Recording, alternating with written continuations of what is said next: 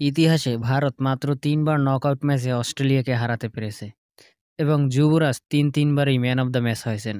আর আজকাল লোকে কালকের ছেলেদের সাথে যুবরাজকে নিয়ে তুলনা করে।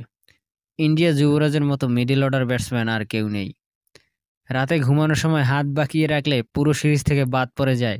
আর এক সিংহ ছিল যে রক্তবমি করেও খেলেছিল। এক সাক্ষাৎকারে গৌতম গম্ভীর বলেছেন, যুবরাজ সিং 2007 টি-20 বিশ্বকাপ এবং 2011 ওয়ানডে বিশ্বকাপের ম্যান অব দ্য টুর্নামেন্ট ছিলেন। ভারতের বিশ্বকাপ জেতার আসল কারিগর তিনি, অথচ তা সত্ত্বেও এই খেলোয়াড়ের কথা কেউ বলে না। যুবরাজ সিংয়ের জায়গায় অন্য কেউ যদি ভারতের হয়ে 2টি বিশ্বকাপ জিততেন, তবে তাকে নিয়ে অনেক চর্চা হতো।